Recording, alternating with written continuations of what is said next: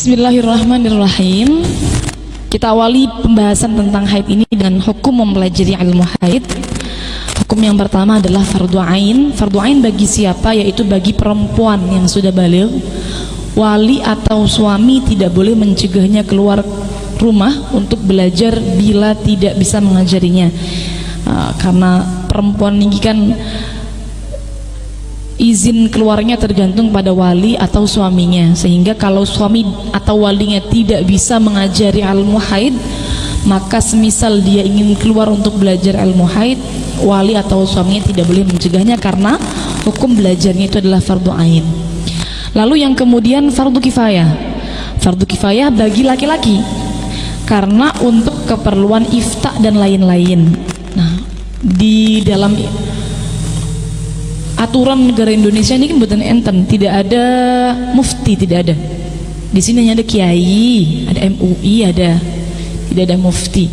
Kalau di negara Arab sana ada mufti, di Mesir mufti ada, di Yaman ada mufti. Nah, mufti ini laki-laki. Oleh karenanya mufti itu biasanya dijadikan rujukan hukum, sehingga harus belajar ilmu tentang haid. Karena dimintai hukum bagaimana jawaban mengenai permasalahan-permasalahan wanita juga, sehingga hukum belajar bagi laki-laki itu adalah fardu kifayah.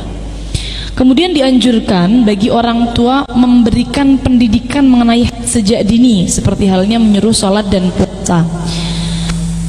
Kita semua tahu bahwa di dalam Islam orang tua itu dianjurkan mengajarkan sholat, puasa sejak berapa?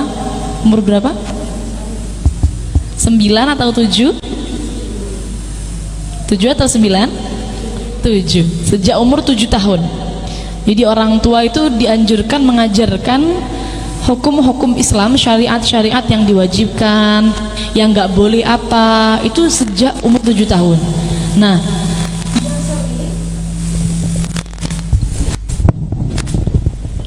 yang sering dilakukan, yang sering dipraktekkan itu hanya sebatas menyuruh sholat saja. Padahal kenyataannya umur 7 tahun itu sebenarnya sudah harus diberikan pendidikan apa saja yang wajib untuknya, apa saja yang tidak boleh untuknya. Termasuk di dalamnya adalah pengertian bahwa nanti kamu, misal anaknya perempuan, kamu nanti akan mengalami fase keluar darah.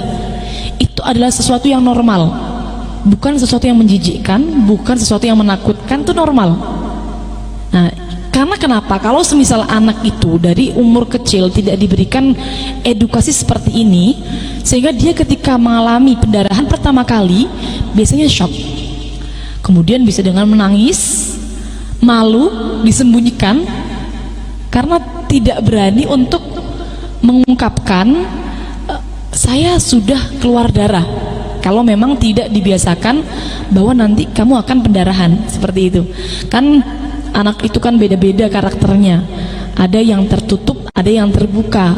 Kalau semisal tertutup kemudian dia tidak mau ngomong kalau sudah haid, ini justru malah akan membingungkan nanti tentang hukum haidnya bagaimana, haidnya berapa, istihadahnya berapa, kapan sucinya. Jadi akan bingung, sehingga memberikan edukasi tentang haid sejak kecil sama seperti halnya menyuruh sholat itu sangat penting bagi orang tua. Selanjutnya, pengertian haid. Haid adalah darah yang keluar dari farji seorang wanita yang sudah mencapai minimal usia haid, bukan disebabkan melahirkan dan juga bukan karena penyakit pada kemaluan atau luka. Jadi semisal karena melahirkan juga bukan haid namanya, semisal karena penyakit pada kemaluan juga bukan haid namanya. Seperti halnya darah tangan tergores pisau kemudian keluar darah. Nah, ini namanya kan darah, juga sama-sama darah najis begitu saja.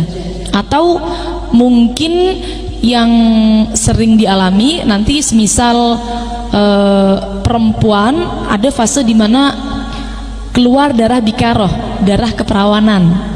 Nah, itu juga bukan haid namanya.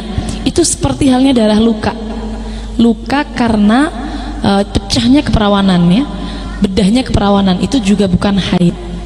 Yang dihukumi haid adalah ya darah yang normal keluar dari farji seorang wanita yang sudah mencapai minimal usia haid yang sesuai dengan syarat-syaratnya nanti.